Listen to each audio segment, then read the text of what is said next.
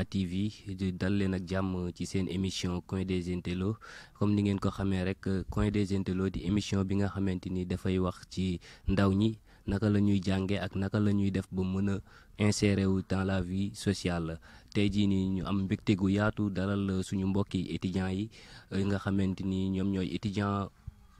yu Mbour yi nga xamante ni ñu ngi woon Dakar Université Cheikh Anta Diop xam ngeen ko dañu formé woon benn amicale bu ñuy woowee AMEM ay at a ngi nii nag amicale boobu noonu kenn ci ñoom xamul ba léegi mi ngi dund wala naax saaye na ci loolu tax ñu am mbégte gu yaatu dalal ci président sortant bi di Mor Diop ak ay représentants entité yi xam naa dañu koy jox rek mu nuyoo Mor.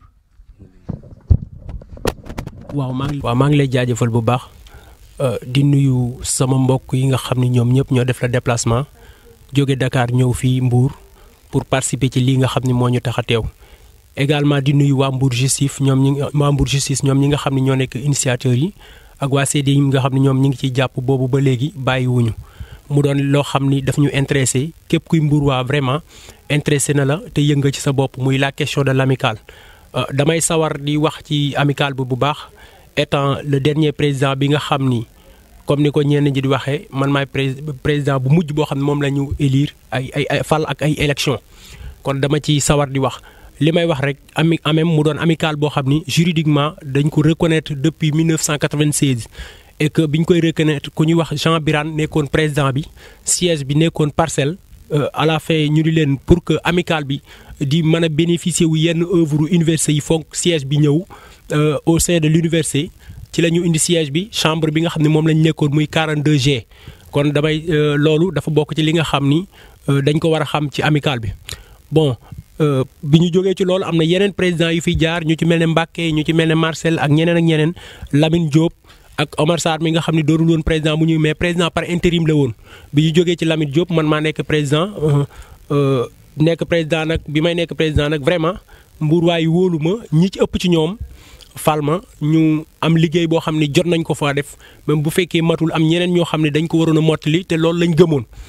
bi ñu demee ba mu jeex yàlla def ñu war a def élection am lu xew université autorités yi jël seeni responsabilité tëj campus bi ma woo étudiants yi nga xam ni vraiment ñoo nekkoon leader yi foofu te bëggoon mbir mi waxtaan ceeg ñoom ñu ni ma comme amicale campus bi tëj na étudiants yi ñibbi nañ gis nañ ni daal vraiment ñu organiser ay élection Mbour doonul lu ñu gënal ma ni li leen gënal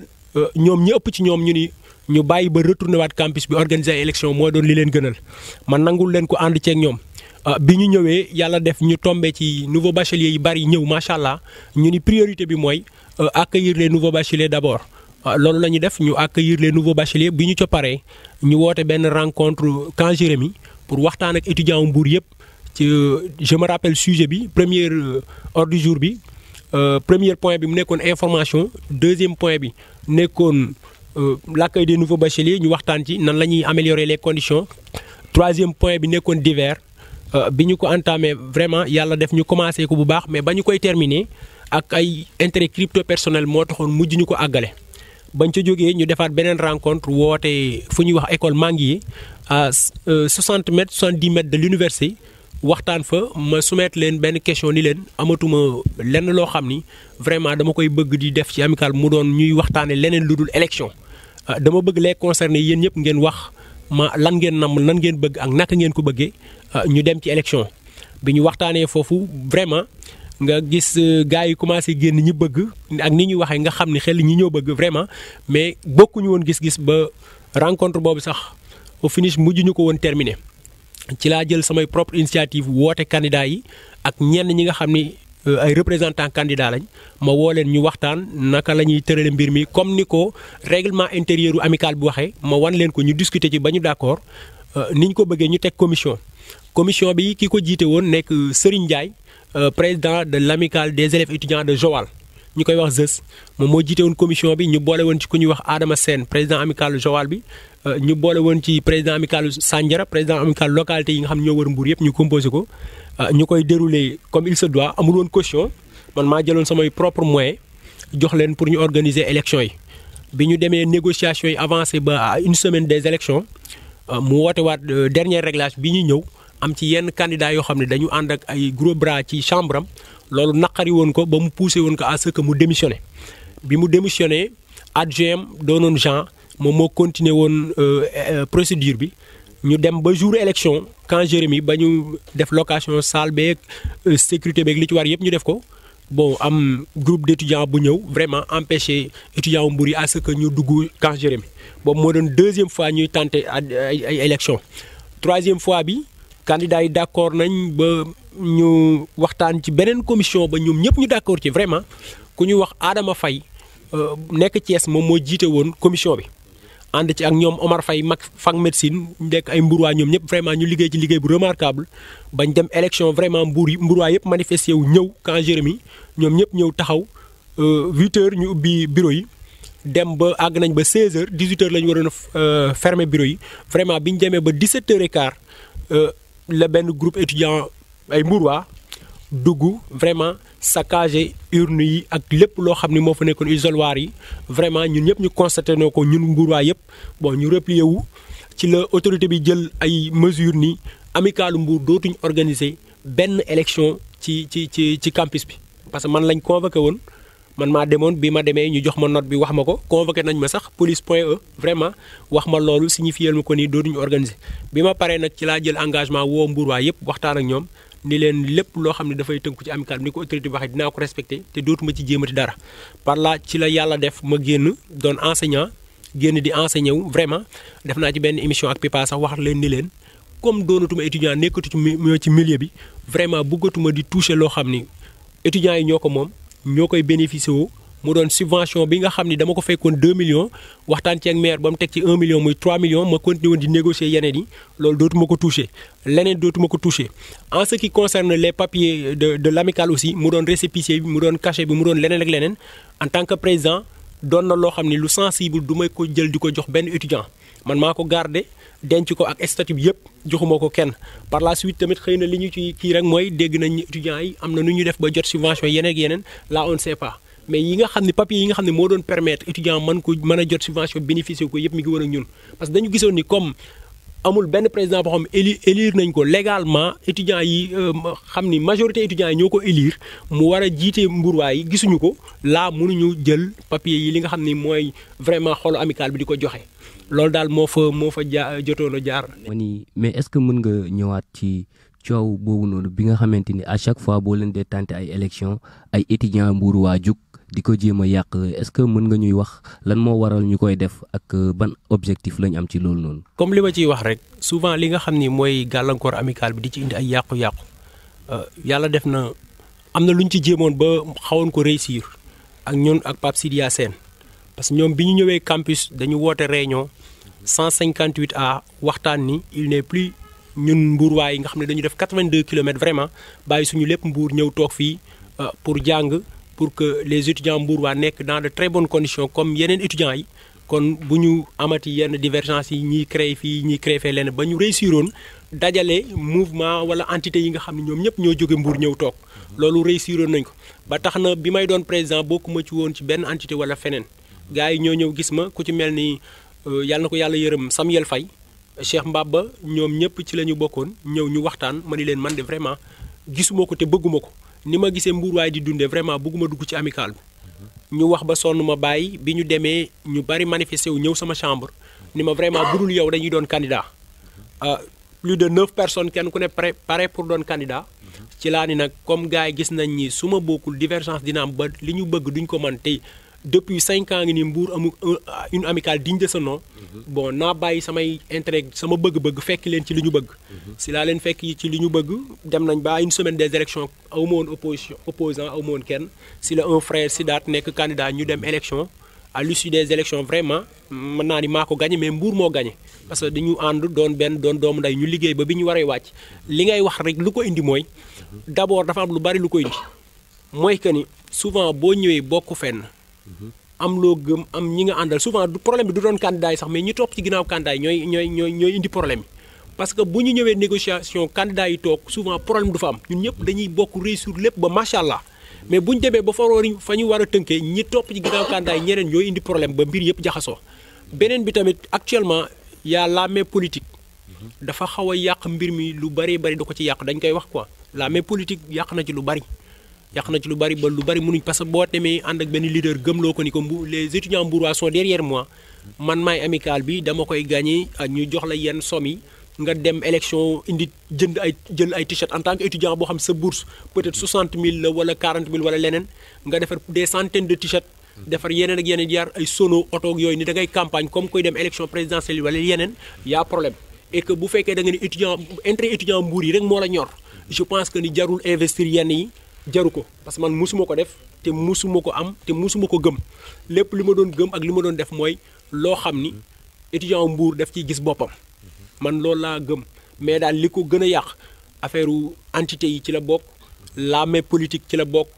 ak yeneen yoo xam ni dafa xewoon ba Mbour ñu ñëwaat ba campus di ko sulli parce que man avant may wàcc en tant que président avant ma leen di bàyyi ak amical bi je savais nettement que ni su ma fi jógee lii dina ñëwaat. parce que dafa signalé woon ba ma sacrifié woon sama bopp lépp pour ñëw doon candidat pour que loolu bañ a taxaw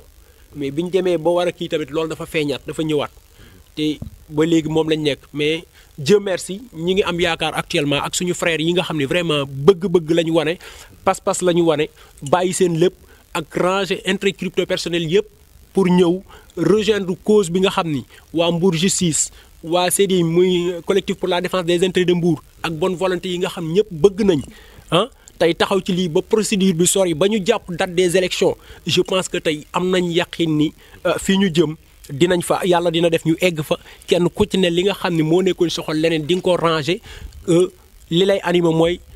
intérêt wu étudiant mbourois parce que ni ko yeneen amical yi defee vraiment réussiroon nañ am benn amical boo xam ni moo doon amical de référence à l'université parce que bi may nekk président vraiment 20 chambres amoon naa ko ñaari appartement bu ne 150 000 laa ko doon fay par mois ndox courant étudiants yi li ngay fay booy dugg 15 000 li ngay fay booy dugg doo ko weesu ba année bi jeex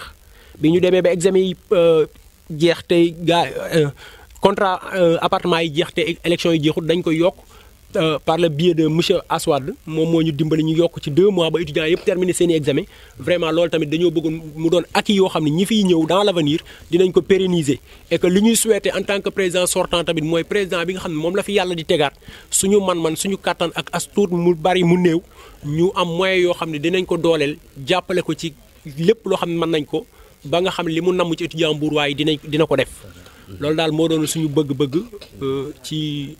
lu ndaw daal. voilà gis nañ ne kon ci li nga jot a wax nii ni ay entité yu ci judd woon xëy na moom moo waral coow li ba amical bi daal di tas te ci loolu noonu am na fi ay représentants entité yu fi nekk yi nga xamante ni seen objectif mooy naka la ñuy def ba tey ji taxawalaat AMEM bu Mbour. comme ni ma leen ko waxee depuis 2016 ba léegi gis nañ ne AMEM bu Mbour doxul tey jii nii am na li nga xamante ni lu su xewee Mbour saa su ne dafa am ñi nga xamante ni am nañ ci baat muy waa Mbour justice ki leen fi teewal tey jii di Bakary tey gis nañ ne AMEM bi depuis 2016 ba léegi doxul yéen waa Mbour justice lan moo ci seen taxawaay. waaw damay nuyoo d'abord di nuyu Mbourois yëpp di rafetlu kaddu le président Mor Diop moom mi nga xam ne ni vraiment yombalal nañ démarche ñu ci def yëpp. donc lu ñu commencé d'abord moom mooy dañoo seetlu que ni y a des étudiants peut-être nekkul 2016 sax c'est depuis 2013 donc ça veut dire que 4 ans ngi nii étudiants yi ñoo ngi toog amuñu amical donc su nekkee tey dama nekk Mbourois am bac su ma ñëwee amuma kenn ku ma accueillir su ma amul frère su ma amul sœur wala koo xam ne ni jiitu na ma fa te xam naa ko vraiment damay sonn ñun ñëpp xam nañ conditions yi nga xam ne nii moom moo nekk à l'université Cheikh Anta Diop Dakar donc pour nga am chambre kese foo tëdd rek dafa doon problème yu énorme maintenant te ñu gis conditions yooyu noonu Mbourois yi di ko dund ñu gis conditions yooyu noonu suñu frères yi di ko dund suñu sœurs yi donc ñun en tant que jeune en tant que Mbourois donc yore aussi tamit un mouvement de jeunes ñu ne lii waruñoo toog croiser les bras di ko seetaan muy jëm kanam parce que gis nañ ni que bon y a des membres même de notre mouvement yoo xam ne nii peut-être affaire yooyu noonu xawoon na leen a andil problème y a des gens yoo xam ne da ngay dem nekk ak ñoom université gis nañ dañuy am problème pour fu ñu tëdd dañuy obligé dem di tëdd ci couloir yi ñii dañuy am problème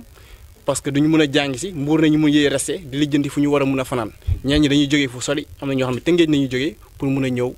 jàng si université donc ay conditions yoo xam ne peut-être sax man yu gën a ndaw yi sax laa xam mais am na yenn yoo xam ne suñu la koy expliquer sax da nga naan li existé wul amul te am na parfois ay jigéen sax lay doon yoo xam ni vraiment dañuy ñàkk fu ñu fanaan bay dem di fanaan si ay couloir donc mu doon ay conditions yu difficile te loolu yëpp lu ko waral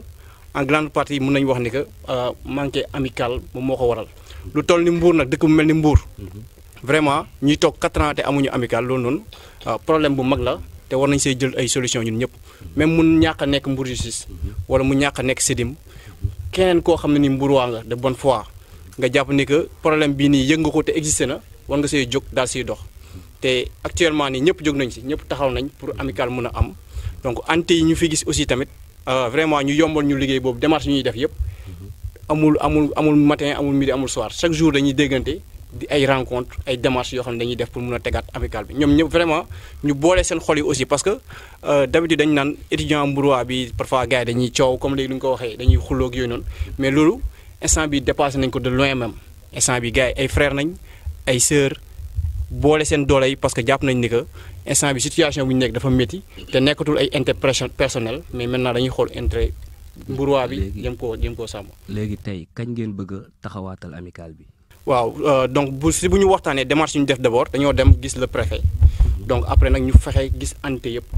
donc bu ñu gisee ante yi aussi ku nekk ñu dem fëgg sa buntu nekk waxtaan ak yow après ñu rassembler yoon ñëpp ñu waxtaan si procédure yi ñuy def wala si nan nañuy def ba dem amical noonu lañ commencé d'abord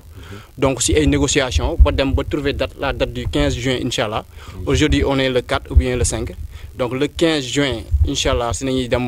élection incha allah donc bëgg aussi tamit képp kuy mburuwaa nga dégg ko foo ko munti déggee képp kuy étudiant nga dégg ko foo ko munti déggee nga ñëw rapproché wu nga ñëw jàpp si pour enfin ñu mun a am amical maintenant aussi am na yoo xam ne ay questions techniques la moom mooy ku bëgg a voter nan ngay voter les conditions à remplir donc pièce justificative moom mooy soit da ngay bon tu dois être de naissance Mbour lieu de naissance donc aussi tamit nga nekk étudiant régulièrement inscrit donc voilà donc yooyu yoon yëpp ay questions techniques yoo xam ne nii par la complicité des entités yu toog fii nii donc ñooñu mën a permettre à ce que ñu mën a egg foofu noonu donc vraiment di si woo képp kuy mburuwaa képp kuy étudiant nga mën a faciliter vraiment pour date boobu noonu ñu am des élections apaisées yu calme sans pour autant mu am coow comme ni ñu ko doon déggee d'habitude avant élection ñuy dem sax da ngay dégg coow yi mais bii moom dañuy sant yàlla parce que ante yi ku leen xool suñ génnee sax ñoom ñooy ànd kon ça veut dire que kon am nañ yaakaar ni que dinañ dem si élection yu apaisées yu calme vraiment ñu génn si képp ku gagné nag ñu xam ne yow yaa gagné yow yaay mburuwaa bi yow yaa gagné yow yaay doon président bi ñun ñëpp ñu booloo ànd jàppale la parce que loolu lañu d'accord ci négociation yi. ñun ñëpp ñu booloo ànd loolu moom mooy kàddu Bakary représentant Mbour Justice ci entité yooyu noonu ngay wax sax xam naa ñoom la ñuy dalal tey ji ñoom tamit ñu wax nu yan ñooy seen objectif ci nouveau amical bi ñuy bëgg a formuler. voilà comme ni ngeen ko gisee rek dañuy dalal représentant entité yi ñu ngi ak représentant bu maam muy mu ngi tudd Lamine Ndiaye Lamine. yow question bi ma leen di laaj mooy tey naka ngeen di def tey jii nii ba amical bi bu bis bu taxawaatee mu gën a suudeewu. avant tout dañuy rafetlu jataay bi di leen nuyu yéen waa Audace TV di nuyu waa Mbour Justice ak Sedim yi nga xam ni ñoom ñoo nekk les acteurs yi nga xam ne ñoom ñoo initier mbir bi di nuyu aussi représentant différentes entités yi nga xam ne ñoom ñoo teew fii pour répondre sa question yaakaar naa dina yomb. Parce que ay nit bu fekkente ni dañu bokk benn objectif commun bi ñu bokk mooy ñun ñëpp Mbour dem ci kanam amicalu Mbour dem ci kanam étudiant Mbour yi nekk ci jàmm yaakaar naa su fekkee ñun ñoo bokk loolu pour liggéey bi yomb pour liggéey bi am du jafe. ci loolu ñu gis ni rek ñun avant que amical bi di taxaw avant que amical bi nekk ci ay jafe-jafe ñun teeloon nañoo yëg ne ñun Mbourwaay il faut que ku ci nekk ak ku boo mënti nekk. ki nga gën a jege nga gis tawatam nga jéem ci apporter ay solution loolu moom moo taxoon ñu créer ay mouvement de suppléance bi nga xamee ni amical dafa am ay jafe-jafe bi ñu ci yore tudd maam lan moo nekk objectif bi mooy fexe ba suñu frère ak sœur mbuurwaay yi nga xamante ne ñu ngi à l'université ñu gis ay tawat yu nga xamante ne ñu ngi koy am ñu jéem ci apporter ay saafara ci maigre moyens yi ñu am que ça soit sur le plan pédagogique que ça soit sur le plan social wala beneen plan jafe-jafe bu nga xamante ni jàpp nañ ne étudiant mbuurwaa am na ko ci rek ñu fexe ci indi saafara bu fekkente ni loolu nag dañ ko doon def ci entité bu ndaw tey jii ñuy aspirer à diriger l'amicale qui est la structure commune tey jii su fekk te foofu la moyens yi ëppee foofu la représentativité bi ëppee foofu la tawat yi ëppee kon jàpp naa ni ce sera l'occasion pour que ñun ñu mun a indi ay saafara ci jafe-jafe yooyu noonu nga xamante ni étudiant Mbour waaye ñu ngi ko doon am. voilà merci beaucoup Lamine en fait benn question rek ba xam yéen bu am ngeen candidat pour élection bi wala. waa am nañ candidat pour élection bi te yaakaar naa moom moo nekk sax li tax ñu tey jii ñun ñu teew fii parce que entité lañu bu nga xamante ni dañuy aspirer à diriger l'amicale mbouroise loolu moom moo tax ñu teew fii kon am nañ candidat bu nga xamante ni pare nañ pour dem ci élection yi aussi dinañu rafetlu benn mbir pour daaneel mooy ni entité yi àndee nekk benn soudé wu depuis le commencement tey da ngay sentir ni y a cette dose de fraternité bi nga xamante ni moom moo ñu lié parce que man dama jàpp ne ñun li ñu lié moo ëpp foofu li ñuy tàggale ñun li ñu bokk mooy Mbour li ñu bokk mooy ay ambition commune li ñu bokk mooy amal njëriñ dëkk bi yaakaar naa loolu moom moo ëpp fuuf li nga xamante ni moom moo ñuy tàggale ñuy rafetlu aussi depuis ñu commencé ba tey da ngay sentir ni ñii nii dañu jël tout sentiment d'égoïsme teg ko de côté tout sentiment d'intérêt personnel ñu teg ko de côté nekk ci benn combat mooy lan fexe ba structure bi taxaw pour que mburuwaay mun ci yëg seen bopp parce que li gën a am solo moom mooy mburuwaay am benn entité bu nga xamante dañ ciy retrouver wu mu comme ni nga xam ne moom mooy essence amicale parce que amicale dafa nekk milieu boo xamante ni doomu Mbour yi mooy lieu bi nga xam ne fa lañ war a daje nekk seen jotaay ñu fay nas di fa nocc. voilà ok merci beaucoup Lamine Ndiaye yaakaar naa kàddu yi leer na xam naa dañu ba léegi ci représentant entité yi dañuy dalal ki nga xamante ni rek moom moo di Hamidou Sow représentant ASEM Hamidou yow tamit même question bi rek laa lay laaj nga wax ñu tey jii yan mooy say ambition ci amicale bi bu bis bu taxawaatee. waaw asalaamaaleykum ñu ngi nuyu ñëpp ñi fi jot a teew te tamit di rafetlu tamit jotaay bi di remercier encore de très sincèrement mooy waa Mbour Justice waa SEDIM ak l'ensemble des entités yi nga xam ne ni tey taxaw nañ taxawaay bu rafet pour régler le problème de l'étudiant mbourois. D'accord. En ce qui concerne l'amicale tey jii ñu ngi nekk entité boo xam ne nii ASEM lañ tudd association des élèves et étudiants mbourois comme ni contexte yëpp mooy que ne après l'éclatement de l'AMEM am na ay entités yu bari yoo xam ne nii jot nañoo juddu si la ASEM moom tamit juddoo am aspiration sociale et pédagogique n'est-ce pas léegi nag si lañ jotee taxawal suñu association mu tudd ASEM depuis boobu ñun xamoon nañ ne amicale amatul y avait de sérieux problèmes parce que Mbour bu toogee pendant 4 ans Mbour nu mu toll tey toog pendant 4 ans gisul amicale étudiants yi gisuñu foo xam ne ni foofu la ñu war a mën a taxaw bu ñu amee problème foofu lañ ko war a mën a jooytoo tey jii nii biir université yi boo gisee yenn amicale yi ni ñuy taxawee ay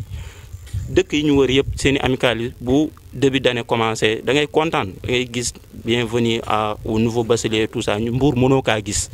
mu metti ñu trop nag si lañ taxawalee ASEM ñu dugg si volet pédagogique ak social bi léegi nag volet pédagogique bi ñu si mën a am lu ñu leen mën a wax mooy que ne ASEM jotoon na moom bi mu taxawalee première année am bi mu taxawee moom peut-être c'était une structure qui venait de naître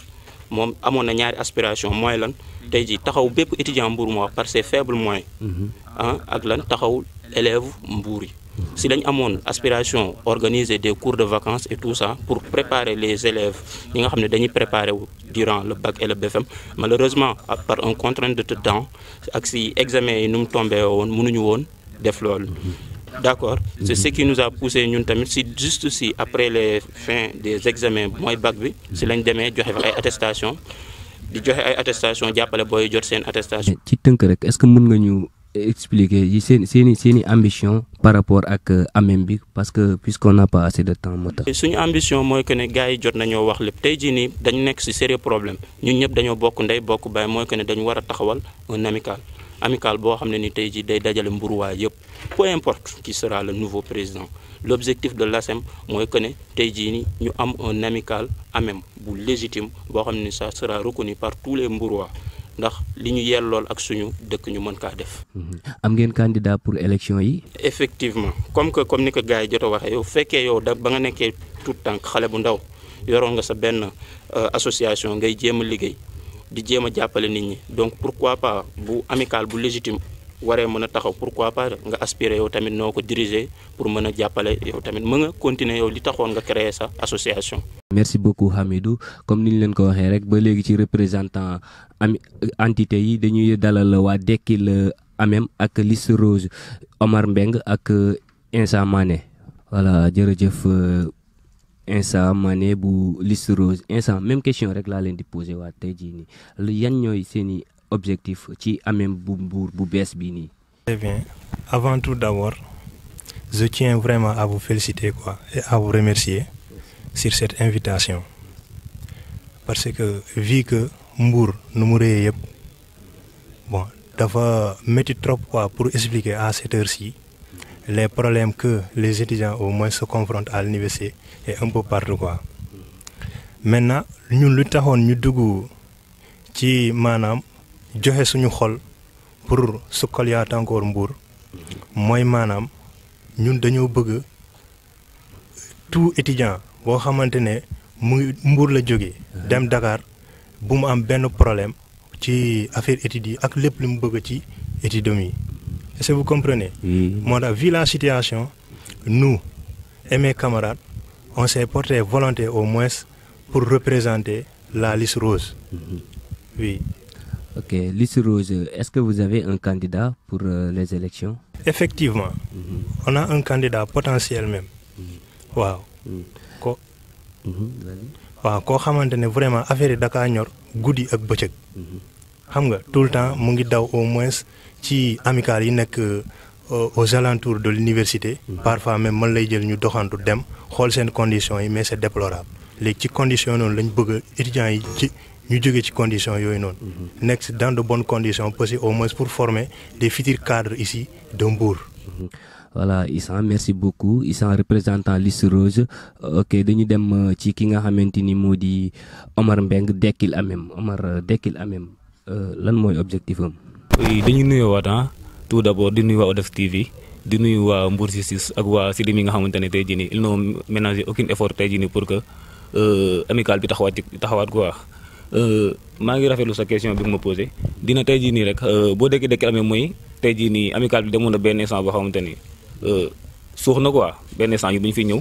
et que dañ doon jàngi di gis problème yi nga xamante ne suñu mbokk étudiants yi ñu ko doon dund ci université bi et que biñu demee ba 2013 tamit élection yi yàlla def na fekkee nañu ko gis nañ ni mu demee tamit ñu gis ne tey jii nii pourquoi pas am na mën naa jàpp ne frustration mën na ci am boo xamante ne tey jii nii dem nañ ba wóolatuñ ñi nga xamante ne maanaam ñi nga xamante ne ñoom la ñu woo suñuy garant ñi nga xamante ne tey jii nii ñoom ñoo représenté amical bi ñu gis ñu ngi xeex à chaque fois ci siège boobu noonu la Dekkil Amem juddoo quoi. tey jii nii pour taxaw def lépp nga xamante ne tey jii nii amical bi dina taxawaat loolu moo nekkoon objectif bu Dekkil Amem. Mais Dekkil Amem am na candidat pour élection yi di ñëw. exclure ñu ko quoi. mais instant bi pour man phase bi ñu toll tey jii nii nekkul problème mu tey dañ naan wuy am nañ candidat wala mais tey jii nii Dekkil Amem objectif am bi gën a général tey jii nii mooy amical bi taxawaat quoi. bu fekkee jàpp nañu Dekkil Amem war na am candidat pour que amical bi taxawaat ci kanam tamit duñ ko exclure mais c'est pas à chaque fois à 100% tey jii par la force dañu war amical dañoo jàpp ne tey jii amical tey jii nii bu élection di amaat tey jii nii na am ay lu mu tegu ci cadre boo xam ne tey jii dinañ am jàmm wala affaire noonu Dekkil Amem ci lancé boobu la nekk. Voilà Omar kaddu yi leer na ba léegi ci représentant entité yi rek dañuy dalal ñi nga xamante ni moo di Amadou Niang bu Renaissance ak Thomas Faye bi nga xamante moom moo di waa Sidim. Voilà merci Amadou Niang bu liste Renaissance. Amadou même question bi rek laa leen di poser yan objectif ngeen am ci Amem bu bees bi di waaj a juddu. salaamaaleykum maa ngi lay nuyu Mamadou Ndiaye di nuyu téléspectateur u ATV yëpp di nuyu entité yu fi teew di jaajëfal waa Sidim ak waa Mbour Justice yu def initiative bu rafet bi man la Amadou Niang représentant liste Renaissance Mbour 2019.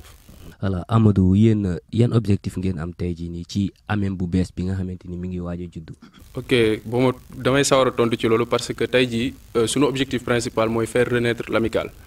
te ndax amical dafa am solo ci étudiants yi vu que contexte bi 4 ans ngi nii amuñu élection amuñu amical étudiant Mbour waaye ñu ngi dund ay situation yu nga xam ne vraiment métti na trop moo tax tamit ñu nekk ci siège boobu bëgg def le tout ba faire renaître l'amical mën a assurer défendre les intérêts matériels et moraux des étudiants mbourois. Voilà défendre les intérêts de Mbour tey jii nii élection yaa ngi ñëw est-ce que am ngeen candidat. effectivement liste Renaissance dina am candidat incha allah. Voilà ok merci beaucoup Amadou Niang xam naa dañuy dem rek ci Abdoulaye Thomas Faye bi nga xamante moom moo fi représenté Sidim boobu noonu xam naa moom nag moom mooy tëj au nom de représentant entité yi fi nekk yëpp bu dëgg defee rek ñun ñu jeexal suñu émission. waaw salaamaaleykum. waaleykum salaam Mamadou. maa ngi nuyu Mbour waa yëpp di nuyu waa ATV ci invitation bi. merci. voilà Thomas même question bi rek ci la ñuy dem ba léegi waa Sidim d'ailleurs lan mooy Sidim. waaw Sidim mooy collectif pour la défense des intérêts de Mbour. Sidim seeni objectif ci nouveau amical bi nga xamante ni mi ngi waaj a judduwaat. lan moo si seen taxawaay. waaw Mamadou parce que boo xoolee Amical Mbour dafa am benn rôle bu capital bu muy représenté au sein de l'université Cheikh Anta Diop de Dakar. parce que autant xaw ma nag ba léegi à part Dakar ak les étudiants Sine Saloum di Kaolack. ñu ñoo nekkoon 3e ville xam nga la mieux représentée à Dakar. bon boo xoolee étudiants yëpp au niveau de l'université bañ defee sondage bon étudiants mbuurwaay yi ñoo jëloon 3e position. étudiants mbuurwaay yi dañuy ñëw chaque année da ngay gis forum bu commune temps souhaite la bienvenue à ces nouveaux bacheliers. ngay romb bu fekkee am nga habitude di jaar pavillon A. mois de février ba mois de mai da ngay romb ñuy def ay journée d'intégration. di intégrer ay nouveaux bacheliers yi ñii di def ay don de ticket xam nga di fexe seen nouveaux bacheliers yi ni ñuy adapté woo quoi au sein de l'université. mais Amical Mbour doo ko gis fenn. bon face à cette situation ñu ne pourquoi pas Mbour xam nga ñu toog waxtaan xool ni ñuy defaraat affaire yi ba gën a jëmalaat Amical Mbour bi. ci loolu lañ toog waxtaan bon ñu ne on jugé nécessaire ñu xool ñi nga xamante ne ñoo nekk si Amical bi instant bi prétendant kii pour doon président Amical. mouvement yëpp ñu dajale leen pour waxtaan ak ñoom. léegi ñu ne woon bon comme ñun ñu ngi Mbour. pour dem Dakar dajale gars yi day métti ñu ne nañ bàyyi ba feetu kii fête de la jeunesse yi. ñu xool ni ñuy toogee ak différentes entités yi waxtaan ak ñoom. mu tombé loon aussi waa Mbour Justice tamit nekkoon si lancé boobu. bon ñu ne woon pourquoi pas kon ñu ñuy gérer côté Mbour. ñoom ñuy gérer côté Dakar bu ko defee xam nga ñoom ñuy assurer relais bi foofu ñu nekk fii comme affaire bi gën a yomb. ci lañ rassemblé xam nga toog ak waxtaan ak entités yi nga xamante ne déglu leen aussi bon ak ancien président bi ñu xool problème yi lan la ak lan mooy doon solution yi. bañ waxtaanee aussi tamit ñu ngi sant yàlla quoi gis nañ ne affaire mu ngi évoluer ba fi mu toll nii bon fixé nañ date pour élection yi comme ni nga ko xamee. fixé nañ date pour élection yi kañ ngi est-ce que am ngeen candidat yéen waa SEDIM. donc ñun duñu ay étudiants quoi. ñun suñu mouvement boo xamante ne la. suñu activité au sein de Mbour la. bon activité yi Mbour la yem. bon amul étudiant presque man maa fay étudiant si SEDIM mais à part loolu amul étudiant. donc da ngeen di gunge étudiants yi rek ci ñu mën a organiser wu seen biir ba fu ñuy représenter Mbour ci Dakar mu doon li nga xamante ni lu rafet la. très bien loolu moo nekkoon suñu objectif quoi pour rataxal affaire bi. pour à ce que Amical mën a am ren. voilà loolu rafet na léegi kañ la ñu fixé élection yi. c'est le 15 juin. 15 juin 15 juin waaw. voilà merci beaucoup Thomas léegi xam naa dañu lay jox rek nga tëj au nom de représentants yi fi nekk yëpp nga tëjal leen parce que ñu ngi ci njeexitalu suñu émission bi. waaw bon di woowaat sama frère yi bon ñu gën a doonaat benn parce que aussi gis naa tamit comme Amical bi am na problème tendance yi ñi nga xamante ne ñoo bëgg a doon jël Amical bi dafa bari. te boo xoolee historique Amical bi tendance yi daanu woon bari. peut-être liste yi daan na bëri mais bu ñu daan dem ba si biir danañ waxtaan ba dañ retrouver ay 2 maximum 3 bon peut-être xam naa moment bii nag ku nekk leen nga bëgg muy changer muy defar mais di woowaat gars yëpp ñu gën a waxtaanaat parce que ñu ngi si lancé bu baax bi parce que ñëpp boo xoolee bennoo nañ te loolu moo nekkoon suñu problème parce que bu ñu demee ba Amical Mbour ñuy xeex loolu foog naa vraiment loolu problème la te maintenant léegi vraiment entité yëpp da ngay waxtaan ak ñoom dañuy gis ñëpp benn lañ kon mun nañ am yaakaar ne incha allah bii dina réussir te ñu ngi si yoon bi waaw di ñaaxaat yi ñëpp ñu doon benn parce que bu ñu doonee benn rek lépp sotti waaw bu dee aussi bon defar moo ñu tax a jóg foog naa ne jarul ñuy xiiroo ak a ngaayoo franchement waaw te aussi ñu éviter yenn politiciens yi ñu jéem a diviser waaw parce que ñu xam ne ñun ñoo bokk dénominateur commun muy Mbour waaw ñu jiital Mbour ci kanam quoi waaw. voilà merci beaucoup yaakaar naa conseil de grand frère yooyu noonu am na solo. jërë ngeen jëf comme ni ngeen ko gisee woon ñi ngi woon ci seen émission coin des intellos tey jii ñu amoon mbégte gu yaatu dalal étudiants yi nga xamante ni ñoom ñoo nekk dëkk fii Mbour di jàngee université Cheikh Anta Diop li waraloon tey ñu dalal leen mooy gis nemmeeku woon nañ ni seen Amical bi ay at a ngi nii dafa amoon problème te yaakaar naa tey jii nii ci ay waxtaan rek loolu noonu tey sotti na may jaajëfal aussi sama technicien ak sama caméraman yi nga xamante ni ñoom laa àndaloon ci biir émission bi di leen jox dig daje rek fii ak 15 jours incha allah te di leen ñaanal un bon Ramadan.